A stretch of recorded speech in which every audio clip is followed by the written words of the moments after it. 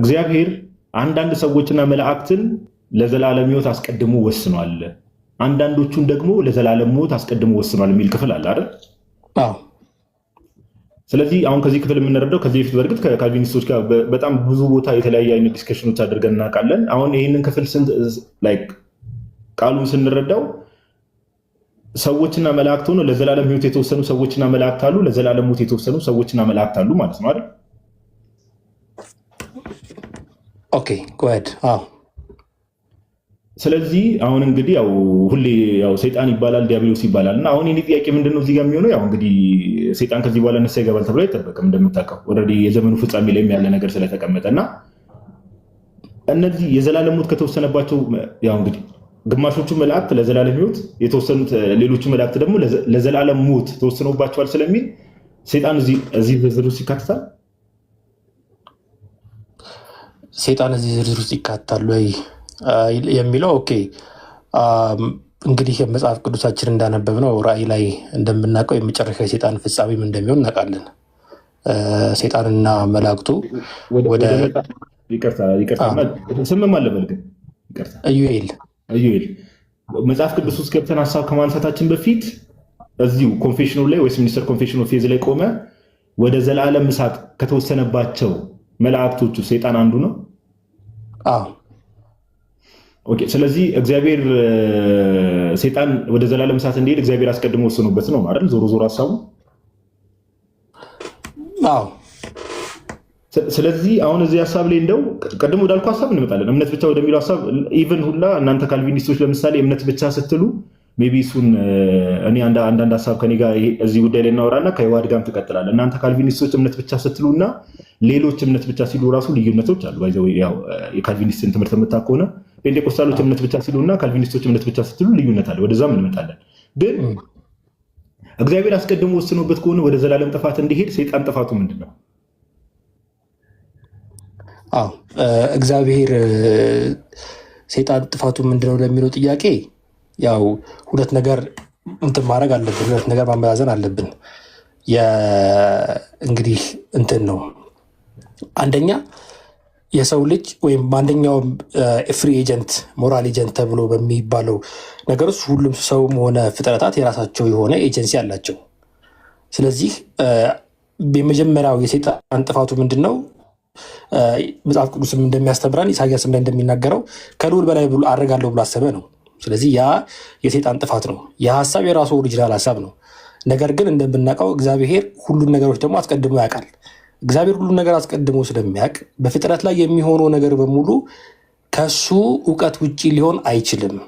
ስለዚህ ይሄ እግዚአብሔር መጨረሻውን ወይም ደግሞ የሚሆነውን መጨረሻውን ከመጀመሪያው ጀምሮ የሚያውቅ አምላክ ስለሆነ ኦልሬዲ በፍጥረት ውስጥ አፕን የሚያደርጉ ነገሮች በሙሉ ኦልሬዲ ይታወቃሉ ነው። ስለዚህ የሰይጣን ጥፋቱ ምንድነው? ማሰቡ ነው። እዚህ ጋር ለያዝህና እዚህ ሀሳብ ላይ ፎር ናውሌጅ እና ፕሪዲስቲኔሽን የሚባል ነገር አለ አይደል? ፎር ናውሌጅ ለምሳሌ አሁን አንተ ያብራራው ባይዘው ፎር ናውሌጅ ነው። ፎር ናውሌጅ ማለት እግዚአብሔር እውቀት። እግዚአብሔር ለምሳሌ ዛሬ እኔ ላይፍ ላይ ምን ሀፕን ያደርግ ነገ ምን ይፈጠር እያንዳንዱ እስከ ዓለም ፍጻሜ መጨረሻችን ምን እንደሆነ እግዚአብሔር ያውቃል በእርሱ እውቀት ውስጥ። ኦኬ ይሄ ፎር ናውሌጅ ይባላል፣ ቅድመ እውቀት ማለት። ግን መጽሐፍ ምንድነው ዌስት ሚኒስተር ኮንፌሽን ኦፍ ፌዝ ግን የሚለው ፕሪዴስቲንድ ነው የሚለው፣ እግዚአብሔር ነው የወሰነው ነው የሚለው። ልዩነቱን ተመልከት። አንተ ከእግዚአብሔር ውሳኔ ውጭ ልትሆን ትችላለህ ዩኤል። ከእግዚአብሔር ውሳኔ ውጭ ማንም ከእግዚአብሔር ሶቨርኒቲ ውጭ ሊሆን አይችልም። ስለዚህ ሰይጣን ከመፈጠሩ በፊት ራሱ ሰይጣን ልክ ሲፈጠር ራሱ ኦልሬዲ ተወስኖበታል ነው አይደለ? ዌስት ሚኒስተር ኮንፌሽን ኦፍ ፌዝ የሚለው ያ ሶ ቴክኒክሊ አሁንም መሰል አሁን እዚች ጋር የእንትኑ ኮንፊርም አድርገኝ። ቆይ ወደ እንትኑ ከመሄዳችን በፊት ሰይጣን ከመፈጠሩ በፊት ራሱ ተወስኖበታል ነው አይደል? ስለዚህ ሰይጣን ጥፋቱ ምንድን ነው? እግዚአብሔር ሰይጣን ላይ ቀድሞ ሰይጣን መልአክ ነበረ። ኦኬ መልአክ ነበር፣ ኢቭን ኪሩብ ነበር ይላል፣ መልአክ ነበረ። ኦኬ ስለዚህ ሰይጣን ከመፈጠሩ በፊት እግዚአብሔር ሰይጣን መጨረሻው እንደዛ እንዲሆን ወስኖበት ከሆነ ከእግዚአብሔር ውሳኔ ውጭ ሰው የማይሆን ከሆነ ሰይጣን ጥፋቱ ምንድን ነው? ተወስኖበት ነው። ከዛ ውሳኔ ሊወጣ አይችልም። ሀሳቤን አግኝተው ከሆነ ምንድን ነው ጥፋቱ? የሰይጣን ጥፋት አሁን እዚች ጋር ማለት ነው የእግዚአብሔርን ፎር ኖሌጅ ወይም እግዚአብሔርን አስቀድሞ ማወቅ እና ደግሞ የእግዚአብሔርን ደግሞ ፕሪዴስትን ማድረግ እንደ የሰውን ሪስፖንሲቢሊቲ ወይም የክሪቸሩን ሪስፖንሲቢሊቲ አብዞልቭ ያደርጋል የሚል ኮኖቴሽን የለውም። ነገር ግን አሁን እንትን ማድረግ የማንችለው በፍጥረት ውስጥ ሀፕን የሚያደርግ ነገር በሙሉ እስኪ አንተ ልጠይቅ፣ ያለ እግዚአብሔር ፍቃድ የሚሆን ነገር አለ? ቆይ ወደ እኔ ከመምጣት በፊት ዊል ራሱ የእግዚአብሔር ዊሎች ላይ የሚነሱ ነገሮች አሉ። አንቲሲደንት ዊል የሚባል ነገር አለ። ኦኬ ዊል ላይ የሚነሳ ነገር አለ ስለ እግዚአብሔር ሲወራ። አሁን አንተ ልጠይቅ ከማለት በፊት እንድትመልስ የምፈልገው ነገር ለምን እስኪ አንተ ሪፍሌክሽን ልስማ ብዬ ነው። ሰይጣን ምንድነው ጥፋቱ? ተወስኖበት ነው አይደል? እግዚአብሔር ወስኖበት ከሆነ በእናንተ ትምህርት ነው ያልኩት። ባይዘው ታች ያላችሁ ሰዎች፣ አሁን እየገባችሁ ያላችሁ ሰዎች እንደው ሰይጣን ምንድነው ጥፋቱ ብዬ ድንገት ሳወራ ሰምታችሁኝ ከሆነ ለሰይጣን ጥብቅና ምናምን እየቆምኩ እንዳይመስላችሁ ጋይስ። የእኛ ትምህርት እንደዛ አይደለም። ሰይጣን ምንድነው ጥፋቱ ብዬ ስጠይቅ ተወስኖበታል አልከኝ። እግዚአብሔር ቀድሞ ወስኖበት ከሆነ ከዛ ውሳኔ ውጪ ሰይጣን መውጣት የማይችል ከሆነ ምንድነው ጥፋቱ? ወደ ዘላለም እሳት እንደሚሄድ ቀድሞ ተወስኖበት ተፈጥሮ ከሆነ ምንድነው ጥፋቱ ነው እኮ። አሁን እኮ መሰለኝ እያልከኝ ያለኸው ሰይጣን ስለተወሰነበት እግዚአብሔር ፕሪዴስትን ስላደረገው ጥፋት የለበትም ነው እያልከኝ ያለው። አይ ጥፋት እኮ እኔ ደግሞ ገብቶኛል እኮ ከውሳኔው መውጣት አይችልም አይደል እኮ እያልኩ ያለሁት እኔ ደግሞ ማለት ነው። እያልኩ ያለሁት ምንድን ነው፣ ሰይጣን የዛን ጊዜ ጥፋቱ ከልዑል በላይ አድርጋለሁ እንደ እግዚአብሔር ተራራ እወጣለሁ ማለቱ የሰይጣን ጥፋት ነው። ከዛ ግን እኔ ደግሞ እያልኩ ያለሁት ደግሞ ከልዑል በላይ አድርጋለሁ ከማለቱ በፊትም ገና ከመፈጠሩ በፊት እግዚአብሔር ወስኖበት ነው የፈጠረው ነው እያልኩ ያለሁት። ወስኖበታል።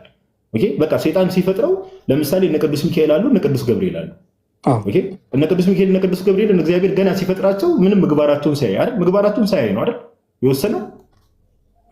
እሺ። ስለዚህ ምግባራቸውን ሳያይ እነ ቅዱስ ሚካኤል እነ ቅዱስ ገብርኤልን ወደ ዘላለም ሕይወት ወይ ደግሞ ከሱ ጋር ለዘላለም እንዲኖሩ አደረጋቸው። ከዛ ሰይጣንን ደግሞ ምንም ምግባሩን ሳይመለከት ወደ ዘላለም እሳት እንዲሄድ አደረገው፣ ወደ ዘላለም ጥፋት እንዲሄድ አደረገው። በካልቪኒስቶች ትምህርት መሰረት ማለት ነው። ሰይጣንን እግዚአብሔር እንደዛ አደረገው። ስለዚህ ምንድነው ጥፋቱ? ሰይጣን እግዚአብሔር ቀድሞ ወስኖበታል እኮ ነው የምልህ፣ ወደዛ እንዲሄድ። ከዛ ውሳኔ ውጭ መውጣት አይችልም። ኦኬ እኮ ስለዚህ ምን መሰለህ፣ ሁለት ነገሮችን አሁን ኮንፊውዝ ማድረግ የለብንም ብዬ የማስበው እንደዚህ ነው። አሁን መጀመሪያ መግባባት ያለብን ሰይጣን ፍሪ ሞራል ኤጀንት ነው ወይ የሚለውን መጀመሪያ ማየት አለብን። ለምሳሌ ፍሪ ሞራል ኤጀንት ይሆናል እሱን እኮ ነው የምልህ። እያልኩ ያሉት ምንድን ነው፣ ሰይጣን የዛኔ ሞራል ኤጀንት ነው በልቡ መጽሐፍ ቅዱስ እንግዲህ የሚነግረን በልቡን እንዳሰበ ከዛ በኋላ እግዚአብሔር ደግሞ ያንን ሀሳብ እንዳስቀረውና እንዴት ወደ ምድር እንደወደቀ ከዛ በኋላ መጨረሻው ምን እንደሚሆን ነግሮናል። ቀለል አድርጌ ላስረዳ። አሁን እኮ ይሄኛው ማለት ነው አንድ ሊጨርስ ውሳኔ የሚለውን ነገር አይ ቲንክ አንተ መጽሐፍ ቅዱስ ላይ ይልክ ሰይጣን እንዲህ በልቡ አሰበ ትለኛለህ። ኦፍኮርስ እኛማ እኮ ለምሳሌ አሁን እኛ የክርስትናው ትምህርት ላይ ከምን አንጻር ነው የሚለው ነገር የትኛውን ፍጥረት ነፃ ፈቃድ አለው ብለን እናምናለን እኛ ፍሪ ዊል። ግን የኔ ፖይንት ቀለል አድርጌ ላስረዳና እንደው ታች ያሉ ሰዎች ሀሳቡን አግኝተውታል፣ አንተም አግኝተዋል ብዬ አስባለሁ። ለምሳሌ እግዚአብሔር እኔን ሲፈጥረኝ ሰውና መላእክት ስለሚል እዛው እንደው ሰይጣንን ደጋግመን ስሙን ከመጥራት ስወጣ እንደበለና ለምሳሌ እኔን ሲፈጥረኝ ጋዲሳ የዘላለም እሳትን ማግኘት አለበት ብሎ ከፈጠረኝ እኔ ይሄን ለመቀየር ማድረግ የምችለው ነገር አለ? የለም።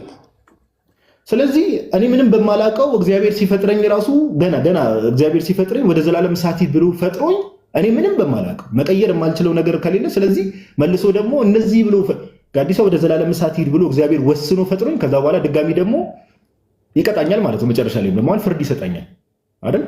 አዎ። ግን አሁን እኮ መሰለህ እግዚአብሔር ፍርድ ሲሰጥ ገብቶኛል። በቃ አይ አሁን ታች ያለውም ሰው ግልጽ ሆኖለታል። አሁን ባይዘው ግን አንተ እንድታስበው ወደ አንድ አይደለም ኮንክሉዥን አይደለም ኮንክሉድ ከማድረግ በፊት እኮ ማለት ነው አንድ ነገር 30 ሰከንድ ልስጥና ተናገር። ከዛ በኋላ ቅድም እምነት ብቻ ወደሚለው ሀሳብ እንመለስ። ችግር የለም። አዎ ይሄንን ሀሳብ እኮ ጳውሎስ ኦልሬዲ ሮሜ 9 ላይ አድሬስ አድርጎታል። ሮሜ 9 ላይ ጳውሎስ ምንድን ነው የሚነግረው? ያዕቆብን ወደድክ ኤሳውን ጠላህ አለ። ያዕቆብን ወደድክ ኤሳውን ጠላው ሲል ግን ሁለቱ ከልብ ከማፀን ሳያወጡ በፊት እግዚአብሔር ኦልሬዲ ፕሪዴስቲን እንዳደረገ ጳውሎስ ይነግራል። ከዛ በኋላ ሲያስረዳ ምንድን ነው የሚለው? አንተ አንተ ማነህ ለእግዚአብሔር እንደዚህ ማድረግ አለብህ ብለህ የምትነግረው አንተ ማነህ? ሸክላ ሰሪው ለሸክላው ለሸክላ ሰሪው እንደዚህ አድርገኸኛል ብሎ ሊናገረው ይችላልን? የእግዚአብሔር ሀሳብ ጥልቅ የማይመረመር ነው ብሎ ከዛ በኋላ ይናገራል። ነገር ግን አሁን እዚች ጋር ደግሞ መርሳት የለብን ሁለቱን ነገሮች ማምታታት የለብንም። እግዚአብሔር ፕሪዴስትን ቢያደርገውም ግን እግዚአብሔር ፕሪዴስትን ሲያደርገው በፎርኖሌጁ እግዚአብሔር ይሄ ሞራል ኤጀንት ምን ሀፕን ሊያደርግ እንደሚችል ቀድሞ ያውቃል። እሱ እንስማማበታለን። ከዛ በኋላ ደግሞ እግዚአብሔር ደግሞ ሉዓላዊ አምላክ ነው፣ የእሱም ዲሲሽን አለ። አምላክ እንዴት ነው ታዲያ? እንደዚህ አይነት አምላክ ለምሳሌ አሁን ወደ በቃ ዮሐዴ አለ አይደል? አንድ ሀሳብ ልናገርና አዩል ያንተና ችግር የለውም ታች ያሉ ሰዎችም እንዲያስተውሉ ስለፈለግኩ ነው። አሁን ሮሚ ላይ ያለውን ሀሳብ ኤሳውን ጠላ የሚለው ሀሳብ ከምን አንጻር እንደሆነ ችግር የለውም፣ ሰፊ ማብራሪያ መስጠት ይቻላል። ሰፋ ያለ ቶፒክ ነው ወይዘው የራሱን ቨርሱን እያንዳንዱ ቨርስ ባይ ቨርስ መመልከት ስለሚያስፈልግ፣ ግን ቅድም ምን አልከኝ መሰለ ራስን መለስ ብለን እንድትመለከት ነው። እግዚአብሔር ሲፈጥረኝ ለምሳሌ አንተንም ምሳሌ አድርጌ ልውሰድ። እግዚአብሔር ኢዮኤልን ሲፈጥረው እግዚአብሔር ኢዮኤልን ሲፈጥረው ኢዮኤል ወደ ዘላለም እሳት ሂድ፣ ወደ ዘላለም ሕይወት ሂድ የሚለውን ነገር ወስኖ ነው የሚፈጥረው አልከኝ። ኦኬ ይሄ የኛ የክርስትናው ትምህርት አይደለም። ከዛ በኋላ ወስኖ ከፈጠረው በኋላ ኢዝ ዜር ኤኒቲንግ ኢዮኤል ያንን ነገር ለማስቀየር ወይ ደግሞ ለምሳሌ ኢዮኤል ያንን ነገር ለመቀየር ኦር ለማስቀየር ማድረግ የሚችለው ነገር አለ ወይ ብዬ ስጠይቀ፣ ለምሳሌ እግዚአብሔር ኢዮኤልን ወደ ዘላለም እሳት እንዲሄድ ፈጥሮት ከሆነ ያንን ነገር ለመቀየር ኢዮኤል ማድረግ የሚችለው ነገር አለ ስለው ብዬ ስጠይቀ ምንም ማድረግ አይችልም አልከኝ። አየህ፣ ምንም ማድረግ አይችልም። ሊትራሊ ሰዎች ነፃ ፈቃድ ያላቸው ፍጥረታት ሳይሆኑ ሰዎች ወደ ሮቦትነት የመቀየር ነገር አለ። ይሄ ሁለተኛ ደግሞ እግዚአብሔርን ፍትሃዊ አምላክም አያስብለውም በምንም ተአምር። እውነት እናውራ ከተባለ ለምን እንዴት ፍትሃዊ ያስብሏል? እንዴት ፍትሃዊ ያስብሏል? ለምን እኔ ገና ከመፈጠሪ በፊት እግዚአብሔር ወደ ሲኦል እንድገባ ወስኖብኝ ከፈጠረኝ፣ ከዛ የሆነን ግለሰብ ደግሞ ምንም ስራችንን ሳይመለከት ምናችንም ሳይመለከት የሆነን ግለሰብ ደግሞ ወደ ዘላለም ሕይወት እንዲሄድ አድርጎ ከፈጠረ እግዚአብሔር የቱ ጋር ፍትሃዊነቱ?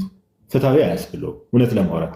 ግን ሌላ ቀን ይህንን ቶፒክ ቅድም ያነሳውንም ቶፒክ ስፔሻሊ ያዕቆብን ወደድኩ ኤሳውን ጠላው የሚለውን ነገር ከምን አንጻር እንደሆነ ሰፋ ያለ ማብራሪያ መስጠት ይቻላል። አንተ ባልከው መሰረት አይደለም ሲጀመር። ኦኬ ይሄ እግዚአብሔር እሺ፣ ቆይ አንድ ጥያቄ ጠይቀህ አሁን እኮ እንድትረዳ እንዲናድርግ ቆይ እንድትረዳ ሀሳብ በደንብ ገብቶኛል። ሀሳብ ሳይገባኝ ቀርቶ አይደለም፣ ሀሳብ ተረድቼዋለሁ። ግን ማለት ነው እዚህ ላይ ለመጨመር ማለት ነው እንዴት መሰለህ? እሺ ለምን አታዳምጠኝም? አንዴ ቆይ አሁን ቅድም ያልኩ እምነት ብቻ የሚለው ቶፒክ ላይ ስለሆነ ለመወያየት የገባኸው አንድ ሀሳብ ግን እምነትህን እንድትገልጽ የምፈቅድልህ አንድ ነገር፣ እግዚአብሔር ሰዎች ሁሉ እንዲድኑ ይፈልጋል አይፈልግም? ይፈልጋል። ሰዎች ሁሉ እንዲድኑ ከፈለገ ለምንድን ነው አንዳንድ ሰዎችን ቀድሞ ለሲኦል አንዳንድ ሰዎችን ደግሞ ቀድሞ ወደ ገነት አድርጎ የፈጠረ? አሁን እያወራህ ያለው ሀሳብ ደብል ፕሪደስቲኔሽን ይባላል።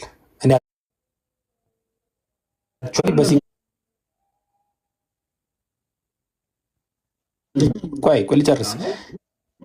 እኔ አክቹዋሊ ማምነው በሲንግል ፕሪደስቲኔሽን ነው። ለምንድን ነው ብለን ስንል ይሄ እኮ መጽሐፍ ቅዱሳዊ ነው። መጽሐፍ ቅዱስ ላይ ልጨርስ ሀሳቤን ልጨርስ። አንድ እኔ ፐርሰናሊ ብዙም ደስ አይለኝም፣ ኮንፈርት አይሰጠኝም። ለምን መሰላችሁ? አሁን ቅድም ወንድማችን ዩኤል ሲለን የነበረው ነገር ቀድሞ ወደ ሲኦል የሚገባውንም ቀድሞ ወደ ገነት የሚገባውንም እግዚአብሔር ቀድሞ ወስኗል። በቃ መላእክትንም ሆነ ሰውንም ብሎ ነበር። እንዲህ ነበር ሪፍሌክት ሲያደርግ የነበረው። አሁን መለስ አደረገና መጽሐፍ ቅዱስን መሰረት አድርጌው እግዚአብሔር ሰዎች ሁሉ እንዲድኑ ይፈልጋል ወይስ አይፈልግም አልኩ። ይፈልጋል አለኝ። የሚፈልግ ከሆነ ሰዎች ሁሉ እንዲድኑ የሚፈልግ ከሆነ እግዚአብሔር ለምን አንዳንዶችን ቀድሞ አስቀድሞ ወስኖ ወደ ሲኦል እንዲሄዱ አደረጋቸው፣ አስቀድሞ ወስኖ ደግሞ ወደ ገነት እንዲሄዱ አደረጋቸው ስለው መለስ አለና እኔ ሲንግል ፕሪዴስቲኔሽን ነው የማምነው አለ። ግን ከቅድም ጀምሮ አምናለሁ ብለህ ስትናገር የነበረው ደብል ፕሪዴስቲኔሽን ነው እውነት ለማውራት።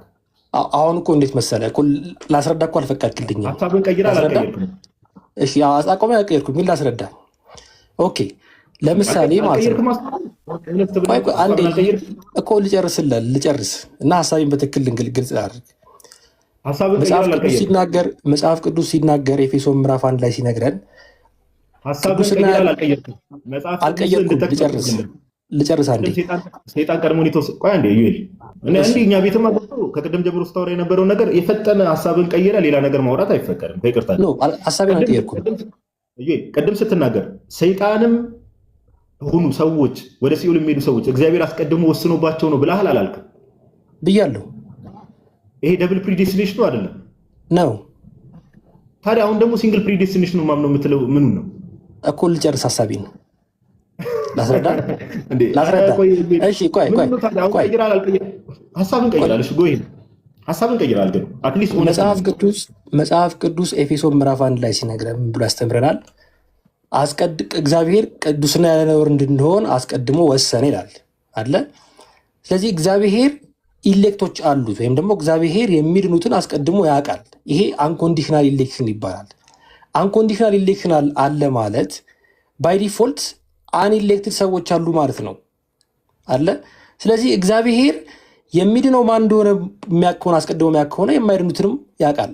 ግን የማይድኑት እንዳይድኑ ብሎ በቃ እንትና ኃጢአት ይሰራ ለኃጢአቱ ተብሏል እንትን ብሏል። ኃጢአት እንዲሰራ እግዚአብሔር ማንንም ፎርስ አያደርግም። ሰውየው ኃጢአት ሲሰራ ሲኖርም የሚያደርገው ነገር በሙሉ በራሱ በገዛ ፍቃድ የሚያደርገው ነገር ነው። እግዚአብሔር ግን የሰዎችን ፍሪ ዊል ስለሚጠብቅ ለኃጢአቱ ይተዋል፣ አሳልፎ ሰጣቸው እንደሚለው ማለት ነው። እግዚአብሔርን እንደ እግዚአብሔርነቱ መጠን ሊያከብሩት ባልወደዱ ቁጥር ለማይረባ አይምሮ አሳልፈው ሰጣቸው ይላል ሮሜ ምዕራፍ 1 ሲነግረን። ስለዚህ አሳልፈው የሚሰጥ ሰው አለ ማለት ነው። ስለዚህ ባይ ዲፎልት ምን ይሆናል ማለት ነው? ኦልሬዲ ያ ሰውዬ ለማይረባ አይምሮ ተላልፎ ተሰጥቷል ማለት ነው። ስለዚህ ኢፍ አይ ቢሊቭ ኢን ሲንግል ፕሪዴስቲኔሽን እኔ ማላምነው ምንድነው? እኔ ማላምነው እግዚአብሔር ሰዎችን ኃጢአት እንዲሰሩ ያደርጋቸዋል ብዬ አላምንም። ነገር ግን ለኃጢአታችሁ ግን አሳልፎ ይተዋቸዋል። ሀሳቤ ግልጽ ከሆነልን ኦኬ። ስለዚህ አሁን በቃ እዚህ ነገር ላይ ሰመራይዝ እናደርግና ወደ እምነት ብቻ ወደሚለው ሀሳብ እንድንሄድ አሁንም ያልከው ነገር ባይዘው ወንድማችን ይል አንድ የሚታርግና ስማው ክላሽ የሚያደርጉ ነገሮች ነው አሁን የሚያወራው ሜይ ቢ በኋላ ላይ ኦኬ አላቅም። ይህንን ላይቭ እንግዲህ ዩቲዩብ ላይ ካገኘው ድጋሚ ራስን ብትሰማ ደስ ይለኛል። መጀመሪያ ደብል ፕሪዴስቲኔሽን አምናለሁ ብለህ ነበር የጀመርከው። ኦኬ በኋላ ላይ ደግሞ እግዚአብሔር ሰዎች ሁሉ እንዲድኑ ይፈልጋል ወይስ አይፈልግም ብዬ ስጠይቀህ ይፈልጋል አልክን። ከፈለገ ታዲያ አንዳንዶችን ለመለስ ሲውል አንዳንዶችን ደግሞ ለገነት አስቀድሞ ይወስናል። ፍላጎቱ ካለው ለሁሉም እኩል እድል ነው መሰጠት ያለበት። ኦኬ ብዬ ስጠይቀህ የኔ ሲንግል ፕሪዴስቲኔሽን ማምነው አልከኝ።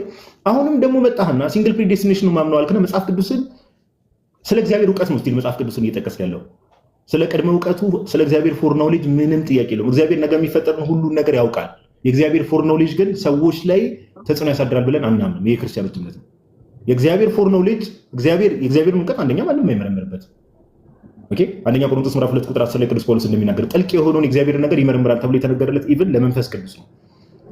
የእግዚአብሔር ፎር ኖሌጅ ግን ሰዎች ላይ ምንም ተጽዕኖ አያሳድርም። አንተ መልሰህ ግን ሰዎች ደግሞ ነፃ ፈቃድ አላቸው ትለኛለህ፣ ፍሪ ዊል አላቸው ትለኛለህ እና ቴዎሎጂው ራሱ እርስ በርስ ትንሽ ክላሽ የሚያደርግ ነገር አለ። ኦኬ እና አሁን አንተ ስለ ፎር ኖሌጅ ነው እያወራ ያለው ደብል ፕሪዴስቲኔሽናል ከዛ ወደ ሲንግል መጣህና መለስ ብለህ ምንድነው የምር የምታምነው የሚለውን ነገር ቼክ ብታደርግ ኢት ውድ ቢ ናይስ። ግን እምነት ብቻ ስትል ቅድም አንድ ኮንፊርም ያደረግልኝ ነገር አለ። ካልቪኒስቶች እምነት ብቻ ብለው ሲያምኑ እና ጴንጤቆስታሎች እምነት ብቻ ብለው ሲያምኑ የተለያየ ነው። ኦኬ ታች ያላችሁ ሰዎች ለእውቀት እንዲሆናችሁ ዮሐዴ አለ አይደል? ዮሐዴ አለው ጋዶ እስቲ አውራው እንግዲህ ካልቪኒስቶች እምነት ብቻ ሲሉና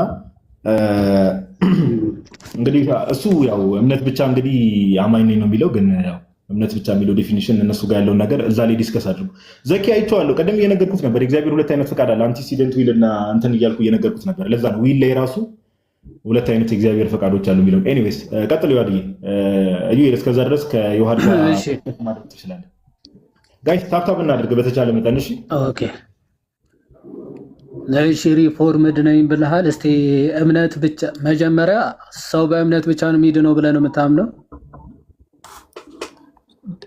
መጀመሪያ ሰው በእምነት ብቻ ነው የሚድነው የሚለውን ዲስከስ ከማድረጋችን በፊት ድህነት ራሱ ምንድን ነው የሚለው ላይ ማውራት አለብን። ምንድን ነው መዳን በአንተ ሰው በምንድን ነው የሚድነው የሚለው ነው የምናወራው አሁን። ድህነት ምንድን ነው እንዴት? ኦኬ እሱን ዲፋይን ተደርጎ ከዛ ደግሞ እንዴት ነው የሚዳነው የሚለውን አናይም። ድህነት ኦልሬዲ በቃ በእናንተ ኮንሴፕት መጽደቅ የሚለውን እንይዝና ሰው የሚድነው ኦኬ። ስለዚህ አሁን ስለ ድህነት ስናወራ ስለ ጀስቲፊኬሽን ነው እያወራን ያለ ነው ማለት ነው። ጀስቲፊኬሽን ሪጀነሬሽን መዳን ነው ብለህ ታምናለህ አይደል?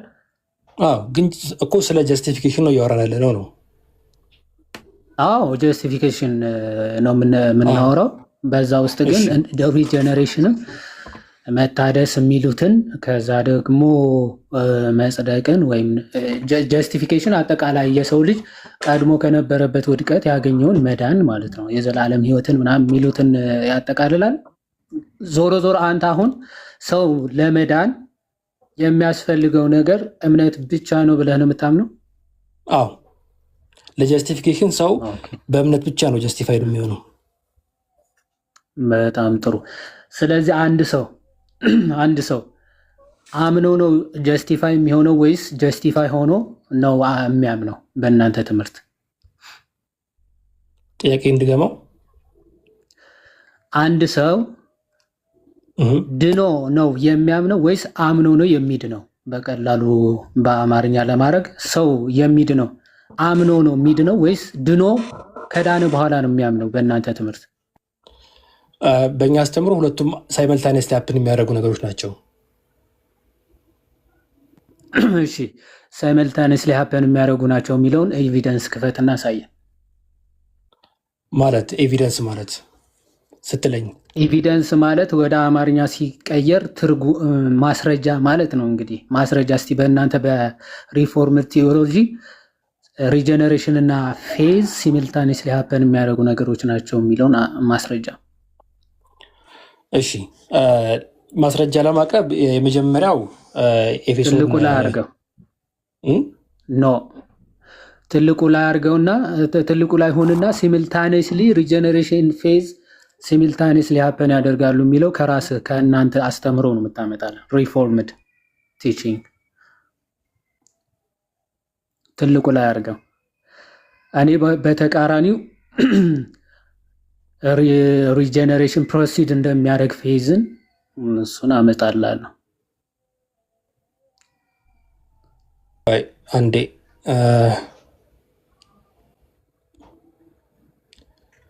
አሁን ስልክ ላይ ስለሆንኩኝ እንትን ማድረግ አልችልም። ትከፍትልኛለህ? ምን ልክፈትልህ? ምን መጽሐፍ ነው? ባይብል ክፈትልኝ።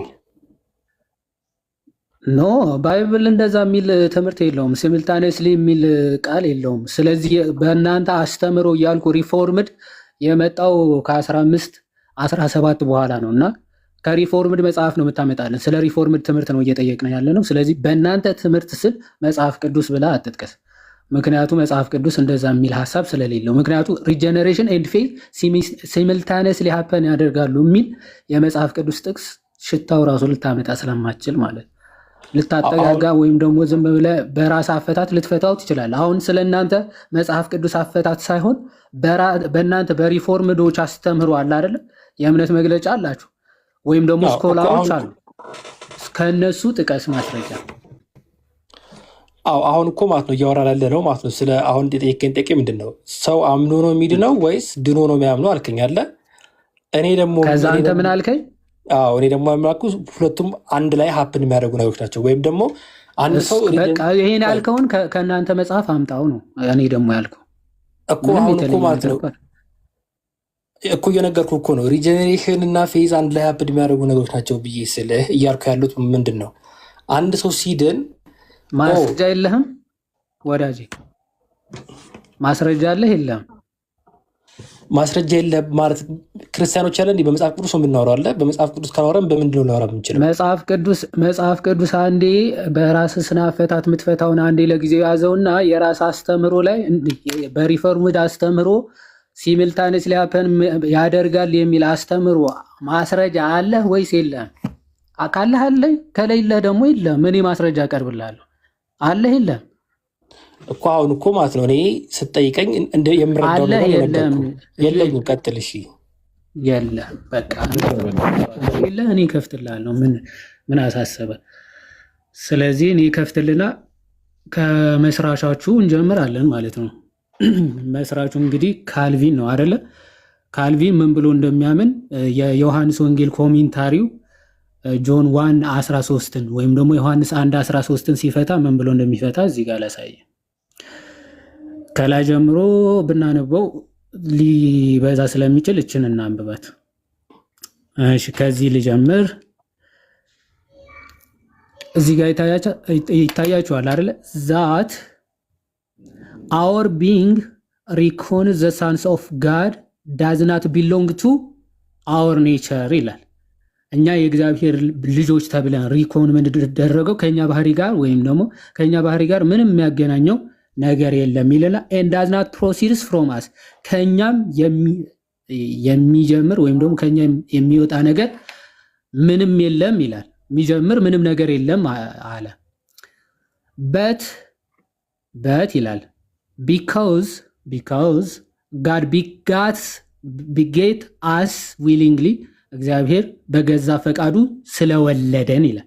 በገዛ ፈቃዱ ወለደን ነው የሚለው።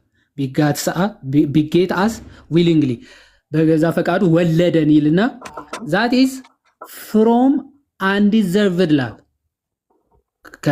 ከማይገባ ወይም ደግሞ ለኛ ዲዘርቭ አድርጎን ሳይሆን ለኛ ካለው ፍቅሩ የተነሳ ይላል። ኦኬ ፍቅሩ የተነሳ hence it follows ይላል እዚህ ጋር hence it follows first that faith does not proceed from ourselves እምነት ራሱ ከኛ የሚመጣ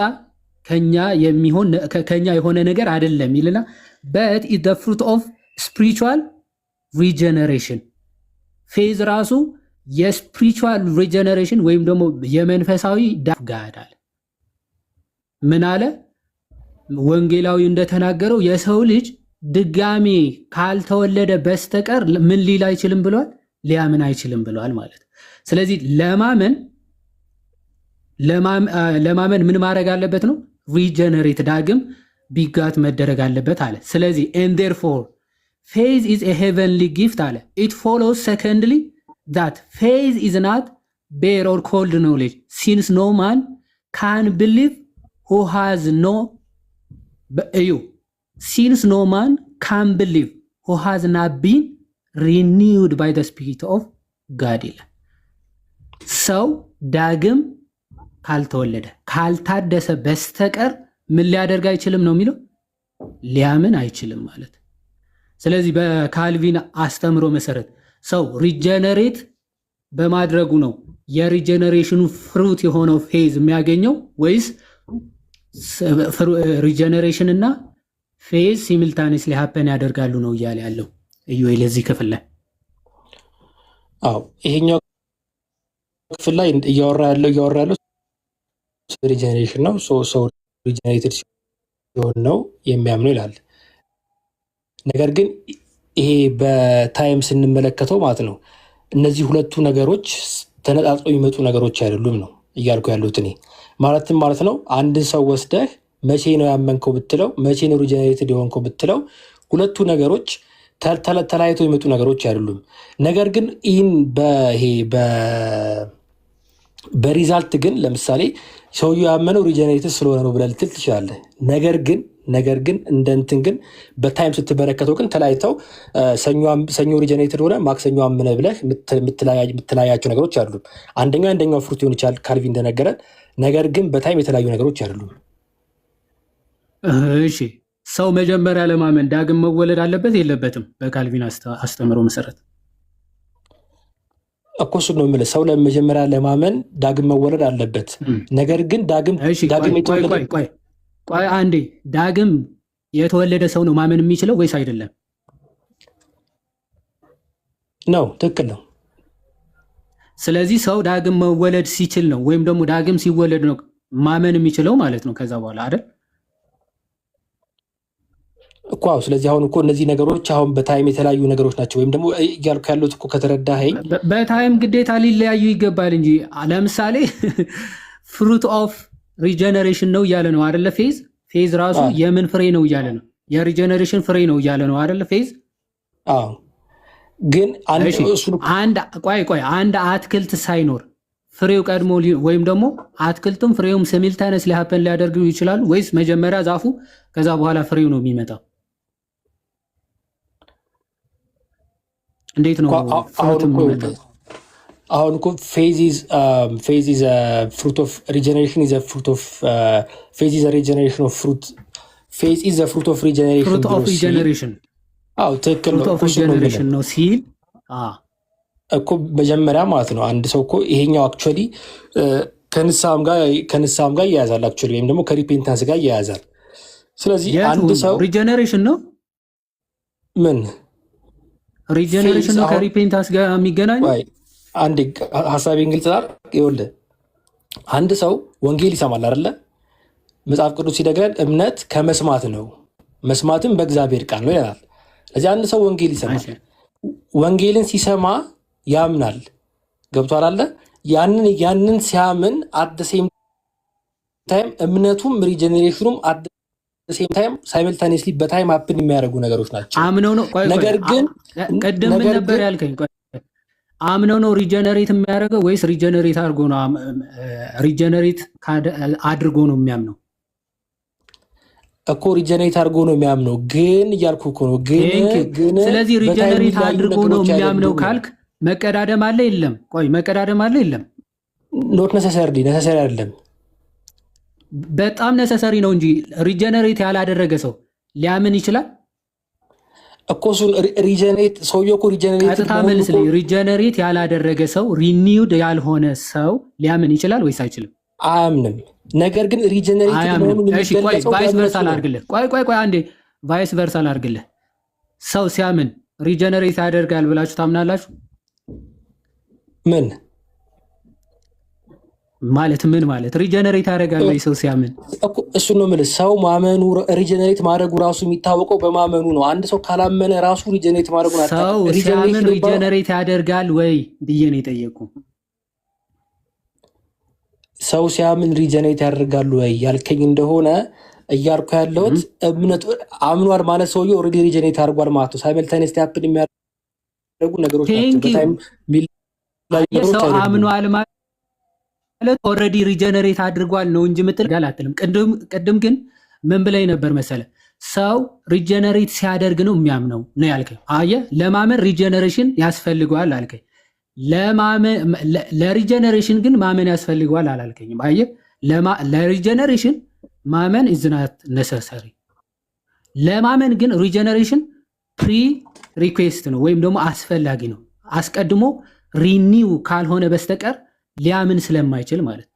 ካመነ ግን ምንድን ነው ያልከኝ? ኦልሬዲ ሪጀነሬት አድርጓል ማለት ነው ካመነማ ነው ያልከኝ። ስለዚህ በሁለቱም መካከል መቀዳደም ግዴታ አለ። ለዛ ነው ፍሩት ኦፍ ሪጀነሬሽን የሚለው ባይዞ ቃል በቃል ስኮላሮቹ የሪፎርምድ ስኮላሮች ቃል በቃል ምንድነው የሚሉት ሪጀነሬሽን ፕሪሲድስ ፌዝ ነው የሚሉት፣ ወይም ደግሞ ዳግም ልደት ዳግም መወለድ ከእምነት ይቀድማል ማለት ነው። እንዲህ ብለው ነው የሚያምኑት። ምክንያቱስ ዳግም ያልተወለደ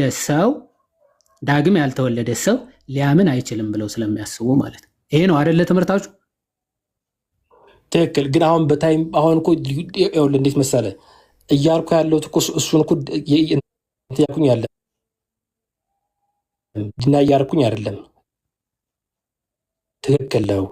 እኔ ግን እያልኩ ያለሁት ምንድን ነው? ያ ግን ሲያደርግ ያምናል። ነገር ግን ሪጀኔሬሽኑና እምነቱ ማለት በታይም የተለያዩ ነገሮች አይደሉም። ሰኞ ሪጀኔሬትድ ሆኖ ማክሰኞ እሱ እያልክ ያለው አንተ ነህ። ማስረጃ አምጣ ብዬህ እኮ የለህም። ይኸው ማስረጃ የለህም። በታይም የተለያዩ አይደለም። ይኸው በተግባር በቃል ትናገረዋለህ እንደሚቀዳደሙ። ሰው ሪጀነሬት ካደረገ በኋላ ነው የሚያምነው ወይስ ቢፎር ሪጀነሬሽን ወይም ሪጀነሬት ሳያደርግ ማመን ይችላል ወይ ብዬ ስጠይቅህ አይችልም ትላለህ። ፔሪድ በቃ አቀዳደምካቸው እኮ። ስለዚህ ለማመን አንድ ሰው ዳግም መወለድ አለበት ከተባል ስለዚህ የሚቀድመው ዳግም መወለድ ነው ከማመኑ በፊት ማለት ነው። ፔሪድ አቀዳደምካቸው እኮ። አሁን ሰዓቱ ስንት ያክል ነው? 1 ቀን ነው? 6 ወር ነው? 1 ዓመት ነው? እሱ ዊ ዶንት ኬር ማለት ግዴታ ማወቅ የለብንም። የተጻፈ ጽሁፍም አይ ቲንክ እናንተ ጋርም ያለ አይመስለኝም፣ አላነበብኩም። ዞሮ ዞሮ ግን አስቀድሞ ሰው ለማመን ራሱ ሪጀነሬሽን ያስፈልጓል። ስፒሪቱ መጥቶ ሰውየውን ዳግም ሊወልደው ይገባል። ዳግም የተወለደ ሰው ደግሞ የግዴታው ያምናታል። ዳግም ያመነ ሰው ደግሞ የግድ ይድናታል። በቃ አለማመን አይችልም። ለዛ ነው ፕሪደስቲኔሽን የሚለው ትምህርታችሁም ከዚህ ጋር ነው የሚገናኘው። አስቀድሞ የተወሰነበት ለምሳሌ ከዚህ መካከል ለድህነት የተመረጠ ጋዲን ይመጣና ቢያምን ባያምን መጥቶ ዳግም ይወልደዋል። አሜን ነው። ከዛ በኋላ ዳግም ከተወለደ በኋላ ያለምንም አማራጭ ማመን ያምናል ማለት ነው። ከዛ ካመነ በኋላስ ያለምንም አማራጭ ድህነት ማጣት የሚባል ወፍ ድህነቱ ሊያጣ አይችልም ማለት ነው። ለዛ ነው ፌዝና ይሄ ሪጀነሬሽን ይቀዳደማሉ ሲባል መንፈሱ ዳግም የወለደው ስለሆነ በምንም ምክንያት በቃ ከድህነት ሊወጣ አይችልም፣ ከድህነት ሊወጣ አይችለው የሚለው ትምህርታቸውም ከዚህ ጋር የሚገናኝ ነው። አሁን እኮ ማለት ነው ጥያቄ አሁን ስለዚህ አሁን እንትን ስናደርግ ዲስከስ ስናደርግ ማለት ነው ሀሳቦችን በመጽሐፍ ቅዱስ ማስደገፍ አለብን አለ።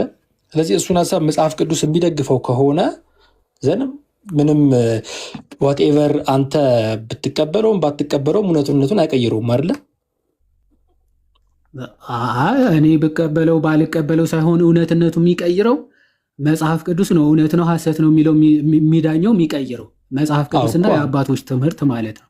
ይህንን ትምህርት ግን መጀመሪያ ካመንኩ በኋላ ይሄ አስቀድሞ ሰው ሪጀነሬት ሲያደርግ ነው ማመን የሚችለው የሚለውን የእናንተ ትምህርት ከያዝም በኋላ ወደ መጽሐፍ ቅዱስ አሁን ይሄ እዩ ባይዞ ይሄ ሉትራኖችም ሉተርም ባይዞ እንደዚህ አይነት እምነት ነው ያለው።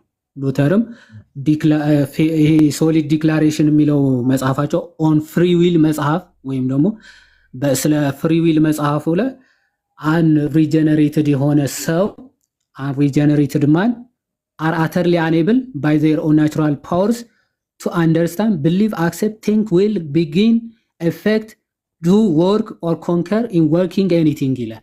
ለማመን ምናምንም በጭራሽ አይችልም ማን unregenerated ማን የሚል ትምህርት አላቸው። የምታምኑት አይደለ? ስለዚህ ሙስሊሞች አንድ ለምሳሌ መሐመድን እንውሰድና መሐመድ ያላመነው መንፈሱ መጥቶ ሪጀነሬት ስላላደረገው ነው አስቀድሞ ማለት ነው አይደል? አሁን እስኪ እንደዚህ እንትን ከማለታችን በፊት አንደኛ ይሄ አሁን እኔ መጀመሪያ ልክ ነህ። አሁን እኔ መጀመሪያ ጥያቄ ሰው መጀመሪያ መልስልኝና እኔ ጠይቄ ጥያቄው ተንጠልጥሎ ከሚቀር ይህንን ጨርስና ትጠይቀኛለህ። እሺ። ስለዚህ መሐመድን ስፒሪቱ ሄዶ ሪጀነሬት ስላላደረገው ነው ያላመነው አይደለም? የእግዚአብሔር መንፈስ ሪጀነሬት ካላደረገው ማንም ሰው ሊያምን አይችልም። ስለዚህ የሆኑ ሰዎችን ስላልፈለገ ሪጀነሬት አላደረጋቸውም፣ የማያምኑ ሆነዋል። የሆኑ ሰዎችን ደግሞ ፈልጎ ሄዶ ሪጀነሬት ስላደረጋቸው አምነዋል ማለት ነው መንፈሱ። ስለዚህ የሚፈልገውን እየሄደ ሪጀነሬት ያደርጋል፣ እንዲያምኑ ያደርጋቸዋል ማለት ነው መንፈሱ አይደል? ያው የእግዚአብሔር ፍቃድ ነው።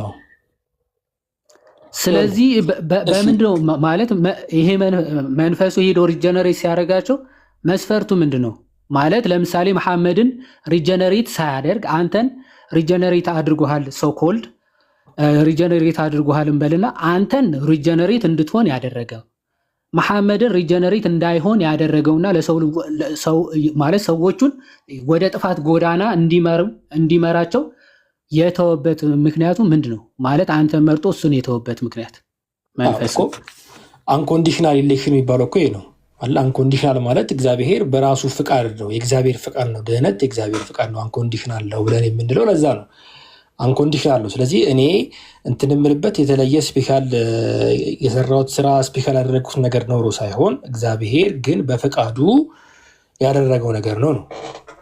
ይህን ደግሞ ስለዚህ በቃ ምንም ምክንያት የለውም። አንተን ፈለገ፣ መሐመድን ግን አልፈለገውም። ሶ አንኮንዲሽናሊ አንተን መረጠ፣ እሱን አልመረጠውም ነው።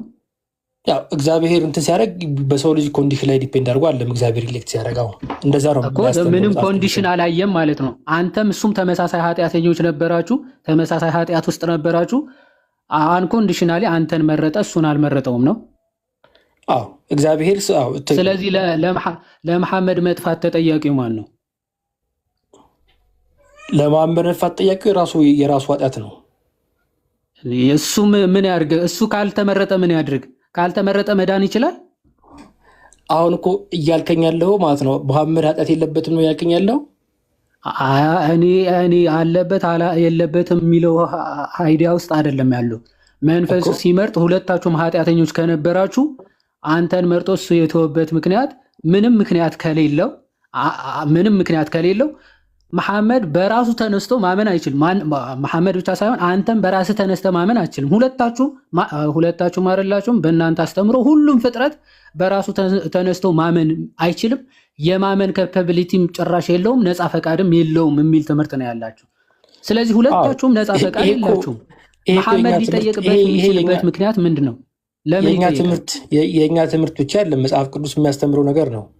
መጽሐፍ ቅዱስ በተአምር እንደዛ የሚል ትምህርት የለውም፣ ሀሳቡም የለውም። አሁን ጥያቄን መልስ። መሐመድ ለምንድነው የሚጠየቀው መጨረሻ ላይ? ታዲያ ምን አጠፋ? መሐመድ የሚጠየቀው ኃጢአተኛ ስለሆነ ነው እንዴ? ኃጢአተኛማ አንተም ነበርክ። አዎ አንተን ስለመረጠ ነው የዳንከው አይደል? አዎ በኔ መሐመድ ባትመረጥ ኖሮ አንተ ዝም ብለህ በራስህ አምነህ ማለት በነፃ ፈቃድህ መዳን ትችላለህ? መቀበል በነፃ ፈቃድህ መዳን ትችላለህ ወይ? እኮ ነፃ ፈቃድ እኮ ሲጀምር እግዚአብሔርንም ለማመን እግዚአብሔርንም ለማየት አቅም የለውም። ነፃ ፈቃድ ለአንተም ነፃ ፈቃድ የሞተ ስለሆነ ማመን አትችልም። በነፃ ፈቃድ መቀበልም ሪጀክት ማድረግ ብቻ ነው የምትችለው አይደል? ያንን ነፃ ፈቃድ ጠምዝዞ ነው መንፈሱ ዳግም ወልዶ እንድታምን ያደረገ አይደል? አንተን ጠምዞ የሚለው እንደዛ አይነት ተርም የለም። ጠምዞኝ አይደለም። ምክንያቱ አንተ ሁልጊዜ ከሰው ሪጀነሬት ከማድረጉ በፊት የእግዚአብሔር ጠላት ነው፣ ፈቃዱ በእግዚአብሔር ላይ ጠላት ሆኖ ነው የሚነሳው ብቻ የሚል ትምህርት አላችሁ አይደል? አዎ። ወይስ እግዚአብሔር ፈቃድ ሊፈጽም ይችላል? አይዋ። ስለዚህ የአንተ ፈቃድ ሁልጊዜ የእግዚአብሔር ተቃራኒ የነበረውን ምን አደረገው? ዳግም ወለደህና ፈቃዱን ማለት ሳትፈልግ ማለት አንተ እየተቃወምከው መንፈሱ መጣና ና አትቃወም ብሎ ዳግም ወለደህና እመን ብሎ አሳመን አይደል? አንተ እንደሱ አይደለም። ሳልፈልገው አይደለም ፈልጌው ነው። እሺ የአንተ ድርሻ አለበት? የኔ ድርሻ ምንም የለበትም እንጂ የአንተ ድርሻ መቃወም ብቻ ነው አይደል? እሺ አንዴ እንትን ልበል ኪራፕላርክ መቃወም ብቻ ነው ወይስ አንተ መንፈሱ ሲመጣ እሺ ብለህ ወይም ደግሞ ሳትቃወም ዝም ያልክበት ስቴት አለ ወይስ እየተቃወምክ በነበርክ በሰዓት ነው መንፈሱ መጥቶ ሪጀነሬት የሚያደርግ? ይኸውልህ አሁን በመጀመሪያ ደረጃ ሪጀነሬሽን አፕን የሚያደርገው የመንፈስ ቅዱስ ስራ ነው። ሰዎች ደግሞ በመንፈስ ቅዱስ የማን ስራ ነው ብያ ያንተ ስቴት ምን ነበረ ነው በዛ ሰዓት እንጂ የኔ ስቴት ጠላት ነበርኩኝ፣ ኃጢአተኛ ነበርኩኝ፣ በበደሌና በኃጢአቴ ሙታን ነበርኩኝ። ጠላት የነበርከው ለመንፈስ ቅዱስም ጭምር ነው አይደል? አዎ። ታዲያ መንፈሱ ለምን መጥቶ አንተን ወለደ? ጠላቱ ከሆንክ በእኔ ኮንዲሽን ላይ የተመሰረተ ለማን ኮንዲሽን አለው? እሺ አንተ ጠላት እያለ ከወለደ መሐመድም ጠላት ሆኖ ለምን አልወለደውም? በአንተ ኮንዲሽን ካልሆነ መሐመድን ለምን ድጋሚ አልወለደው? እሱ እግዚአብሔር ነው የሚያውቀው። እግዚአብሔርን መጠየቅ ትችላለህ እሱን። ስለዚህ መሐመድ ምንም ጥፋት የለበትም ማለት ነው። አዘኝ እንደው ዘዴ ቅድም እንዳልነው ምንድነው ኢብሊስም እንደተባለው ማለት ዲያብሎስም ምንም ጥፋት የለበትም፣ ስለተወሰነበት ነው። መሐመድም ምንም ጥፋት የለበትም፣ ምክንያቱ ስላልተመረጠ ነው። ካልተመረጠ ምንም አያደርግም። ትምህርቱ ይህን ይመስላል። እኔ ጨርሻለሁ። እያመንኩት ያለው ነገር እንዴት ነው? ለምን ከቀደም ጀምሮ ስናነሳቸው የነበሩ አርጊመንቶች እኔም ሳነሳ የነበረውን ሀዲስ ያነሳ የነበረውንም አዳምጣል። ኦኬ እነዚህ ቱሊፕ የሚባለው ትምህርት እነዚህ 5 ቱሊፖች ከዛ ባለፈ ደግሞ ያው በእምነት መግለጫችሁ ላይ የተቀመጡ ነገር እዚህ ዌስትሚኒስተር ኮንፌሽን ኦፍ ፌዝ ላይ የተቀመጠው ነገር እነዚህ ነገሮች ነገር እግዚአብሔር ላይ በጣም ትልቅ ጥያቄ የሚያስነሱ ነገሮች ናቸው። ኦኬ ነገር እግዚአብሔር ላይ ትልቅ ጥያቄ የሚያስነሱ ነገሮች ናቸው እና ይህን ዲስከሽን ከቅድም ጀምሮ እኔም ሳደርግ የነበረው ዮሐድም ሲያደርግ የነበረው እንደው ኢዩኤልን ለማሸነፍ እንዲህ አይነት ኢንቴንሽንም የለም ጌታ በሚያውቀው። ግን ምንድነው ሰዎች በዲስከሽን መካከል አንደኛ ታች ያለው ሰው እንዲማር፣ ሁለተኛ ደግሞ በዲስከሽን መካከል ዲስከስ የሚያደርገው ሰው ኦነስት ከሆነ ገብቷል የሆነ ማስተዋል የሆነ ነገር ይዞ እንዲወጣ ነው ዋናው ዓላማና ወንድማችን ኢዩኤል እንግዲህ ያው ኦልሞስት 30 ደቂቃ አካባቢ ነው ለአንተ ሰተን ቁጭ ብለን ዲስከስ ያደረግነውና አትጥፋ ቤቱን ፎሎ አድርግ ምናምን ነገር ሌሎች ሀሳቦች የሚንሸራሸሩበት ብዙ ሀሳቦች እየተነሱ የሚንሸራሸሩበት ቤት ስለሆነ ሌላ ጊዜ ብቅ ብለህ ብትወያይ ደስ ይለናል። ለዛሬ ግን እዚህ ላይ ይብቃን ወንድማችን፣ እግዚአብሔር ያክብርልን።